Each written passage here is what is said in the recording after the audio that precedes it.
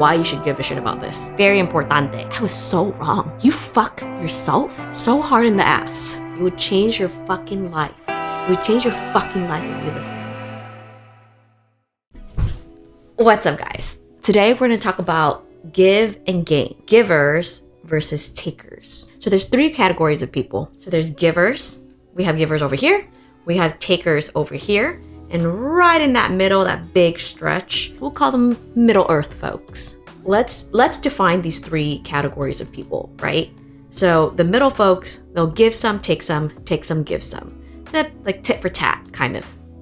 Most people are in that range, right? And some people are takers and they'll deplete more than they restore. And some people are givers. They restore more than they take. All their expectations are very, very different from each other. So middle folkers expect to receive like something after X amount of times of giving, whatever the amount is, or how heavy, whatever the measurement of the thing is, of X is. They expect some sort of balance between the give and the take. Takers expect not to give and to nourish themselves first and pretty much only. This does not imply that they're selfish and horrible. Honestly, many of them could just lack perspective, you know? And I'm not in the wheelhouse of condemning people for their lack of awareness or perspective. You really truly never know what's really inside of them and like what got them there, you know? And then we have our shiny givers. Givers give without the expectation of receiving. That's the difference. You'll find more people that seem like they're givers, but they're probably middle folks. Because, like I said, X, right? Depends on how they define X. So the expectation is when givers are actually on the receiving end, there's a genuine surprise in them. They're like, oh, you know, like they really didn't expect it. Oh, side note, why you should give a shit about this. Because it's important, you know, you need to know the why you should give a shit. You need to give a shit because you want to learn how to navigate around people. You want to know what makes people. Because once you understand the cues and you understand everything, then it's like, okay, got it. You know how to treat people and you know how to also manage people and how to like draw boundaries. Here are the steps. How to navigate around takers. Very importante. 1, assume everyone's a middle folk. 2, if you aren't a giver, strive to be one. I'll tell you the why later. 3, set a radar for takers. Like, I'm serious. Set a radar for takers. Once you get to an 80% confirmation, flag them, throw a red alarm on them. Like, okay, got it. You're a taker.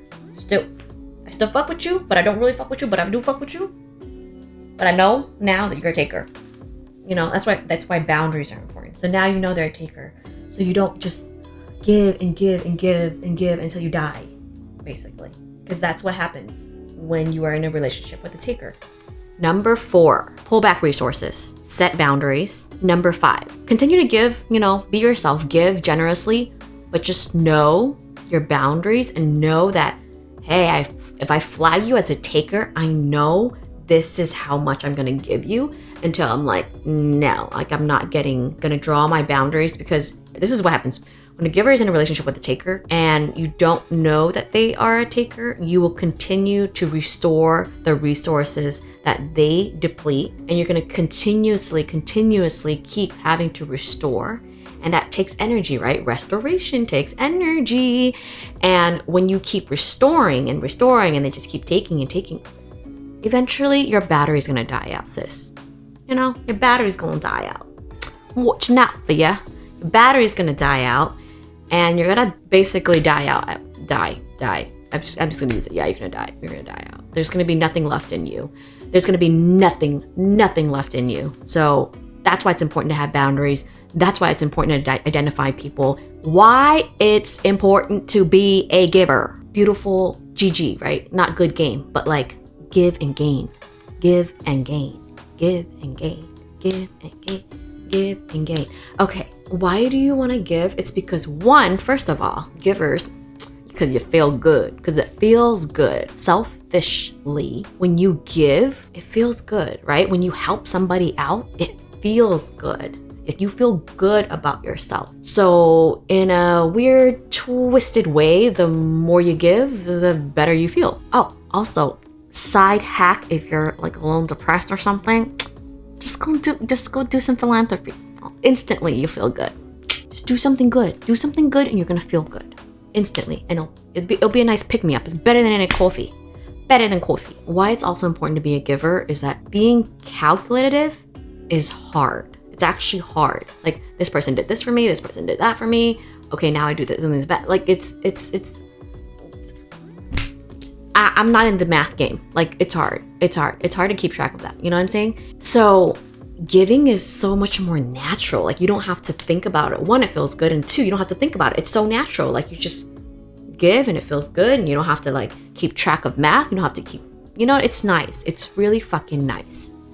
Feel good. You do good. It's good magic, good energy. Dun, dun, dun. More passion. Okay, sorry. ADD brain. In case you need more incentive to be a giver, here's a good one. The best things in life and the most unlikely things in life happen to givers, not takers, to givers. Most unlikely stuff. Why? Because people simply want to be around givers, right?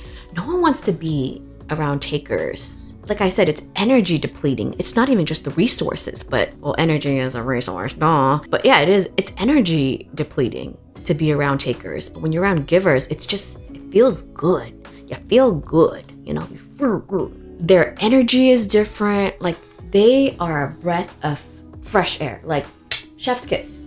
Always, like, you always will see people like surrounding them. It's just natural. The biggest opportunities are presented to givers and not takers. What we're not gonna do is go woo-woo, okay? We're not gonna do anything woo-woo, promise. We're gonna ignore the theory of karma, right? We're gonna ignore that, just ignore that. Like, let's pretend that doesn't even exist. I don't even know, honestly, if that exists. I don't really care. I know people are just gonna not like that, but I don't really care if karma exists or not. I don't care. Ignoring the theory of karma and just going straight to like human behavior, it's easy to see how this might work because people tend to gravitate more towards givers than takers. We can explain that with energy and attraction, right? Stay with me. I promise this logically fucking makes sense. Middle folks are more likely to reciprocate when they have been receiving generously, right? Let's say the relationship with a middle folker and a giver, right? A middle folker being around a giver, they would obviously like X for X kind of thing. So they would go X for X. So they're more likely to will reciprocate everything that they've taken. So middle folkers are more likely to reciprocate when they have been receiving so much without returning. Other givers are definitely like green alarm, instead of like the takers are like the red alarm.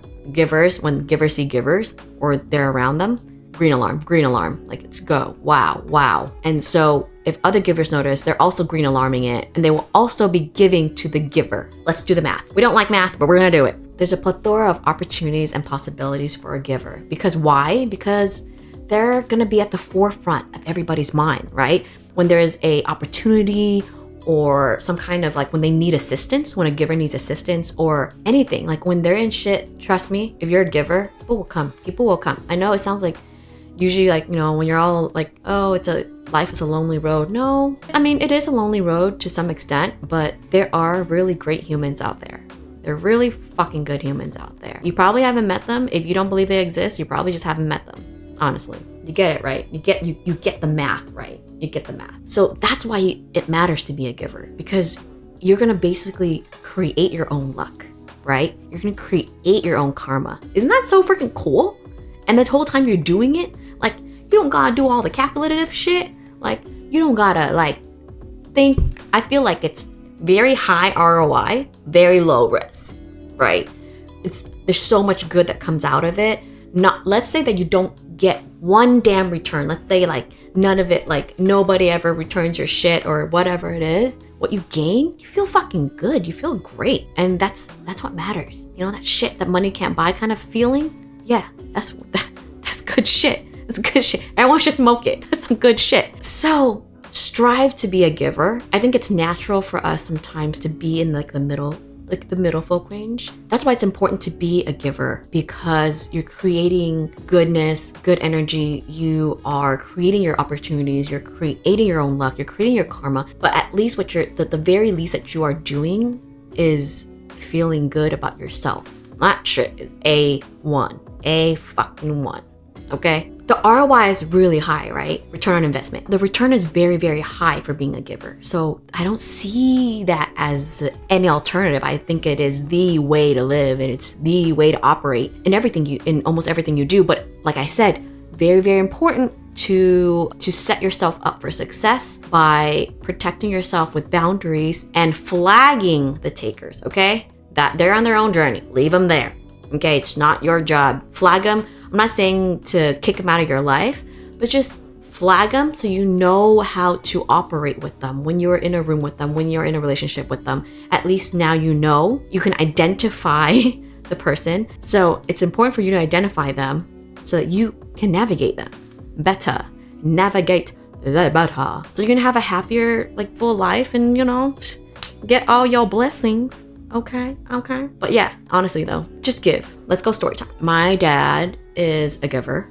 And sometimes, honestly, when I was younger, I would question it too. I'll be like, why are you driving somebody 3 times a week, 2 hours, like hours and hours, like from the very get-go? He would just do things for others without ever questioning if he's gonna get anything back. Like, he never questioned that. I'm like, I always wondered, I was like, you're not getting anything out of this. Like, why do you do it? Like, he'll like drive somebody to work, like when he doesn't have to, you know what I'm saying? Like, and it's like out of his way, even when he doesn't speak the English language. Like, there's so many things. Like, he's helped so many people, like just random tasks and just random things that is like not even on the list of people that they should be calling or can call to help them. But he just always, like, if you ask him, he would do it immediately. And the thing is, the time too. He doesn't hesitate. There's no hesitation. When you ask him for something and you ask him for a favor, boom, he got you. Boom, he got you. And he doesn't even have to be, the thing is, he doesn't have to be close to you. He just has to know you. Like, this kid just gives and gives and gives. And I think I've learned this from him. Not the theory, guys. My theory is solid, okay? That's on me.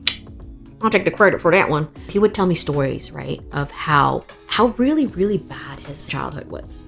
And how his whole life was not meant what it is now. In every situation and in every story that he was in, somebody fucking helped him. Somebody helped him, like some miracle shit. And somebody, like, people help him. Like, he started a bakery. He did so many things and he had shit. Like, he literally had shit. Like, he didn't have anything. And so people would just come into his life and help him. And it's like, I think it's really that. Like people could see him, his soul, or whatever it is. Like, something made them like, wow, this guy, I'm gonna help him out. Trust me, if you met my dad, he's not an ambitious dude. He's a very chill guy, very funny. Every time he tells me about a story that somebody helped him, he tears up. He tears up hard. He's a very emotional soul, but he tears up hard and he loves very deeply. And only recently did I learn, wow, this ties, everything is so connected. But only recently did I realize, the givers and takers, this can apply to all areas of your life. This can apply to business. This can apply to personal. This applies to friendships, family, spouses, every person in your life. This topic can apply to the give and gain part, right? Even in love, if you don't give, I promised you don't gain. When you don't give and you just take, in love, I am a taker. In marriage, I'm a taker. And I was so wrong. This is a whole nother episode. In marriage and in love, I was so fucking wrong. I thought I was so smart, right? No, I'm not fucking smart. I was so wrong. I just want to cry talking about it right now.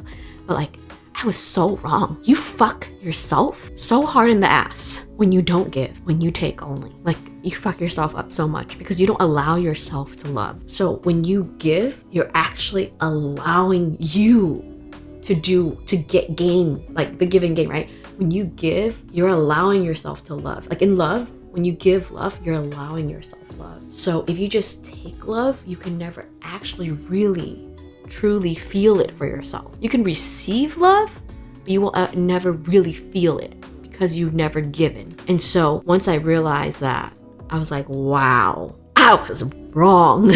And I was like, damn. And that's like, even my sister was like, just nowadays I hear you talk, sounds like you got hit by Cupid's bow or some shit. And I'm like, yeah, because I fucking shit started clicking. Shit started making sense. But also, you know, I'm a tough cookie to crack. It took me a long time to get here. No one feel bad for my husband. I do, but nobody else needs to.